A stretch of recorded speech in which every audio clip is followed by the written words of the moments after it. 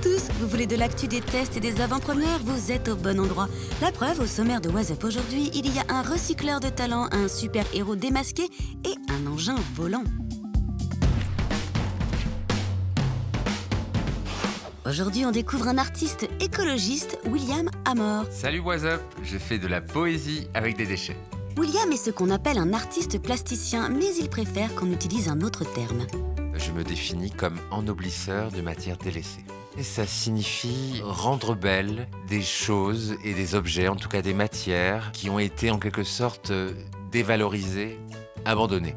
Ces matières délaissées, ce sont les déchets. Pour William, ce sont plus spécialement celles composées de plastique car elles polluent énormément les sols et les océans. Lui les transforme en fleurs.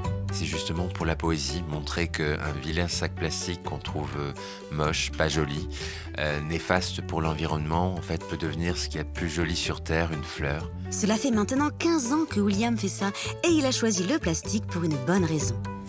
Dans ma réflexion, c'est vrai que j'estime que le plastique a une origine qui est noble, qui est le pétrole.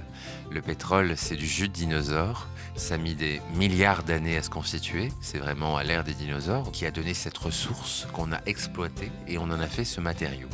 Et c'est vrai que je trouve ça un peu comme une folie de traiter un matériau qui a cette origine et de le considérer comme à usage unique, donc sans valeur. Du jus de dinosaure, j'adore l'expression. En tout cas, on a compris le message, le plastique doit être utilisé plusieurs fois. William, vous êtes passionnant. Est-ce que vous auriez une dernière chose à dire à nos familles de téléspectateurs concernant le recyclage? On est la seule espèce à créer des déchets. Dans la nature, le déchet n'existe pas.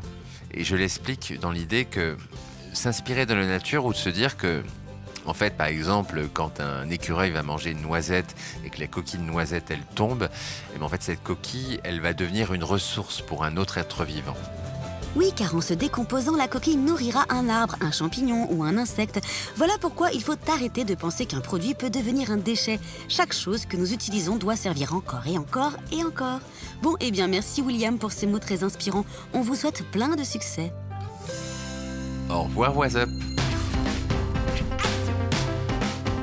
What's Up, c'est l'émission des avant-premières. La preuve avec les images du prochain Spider-Man qui sortira dans un peu plus d'1 mois. Et dans cette nouvelle aventure, Peter Parker va vivre une grande première. Eh oui, messieurs, dames, Spider-Man n'est autre que Peter Parker. Le voilà démasqué aux yeux du monde entier. Le héros sympa du quartier ne peut donc plus séparer sa vie normale de ses lourdes responsabilités de super-héros. C'est pas simple d'expliquer à quelqu'un qu'on est Spider-Man. Aujourd'hui, le monde entier est au courant. Et dans cette histoire, il n'y a pas que moi. Beaucoup de gens souffrent. Je dois trouver un moyen d'arranger tout ça. Peter demande alors à Dr. Strange d'altérer la réalité pour retrouver l'anonymat et protéger sa famille ainsi que ses amis. Strange, ne vous servez pas de cette magie. C'est trop dangereux. Très bien. Je n'en ferai rien.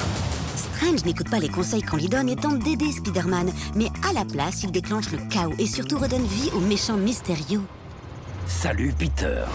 Que va-t-il se passer ensuite? Réponse le 15 décembre prochain au cinéma.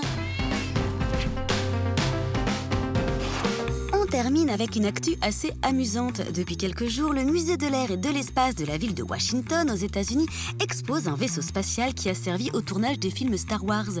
Jusqu'à maintenant, ce musée n'avait dans ses hangars que des avions, des navettes, des fusées et des satellites.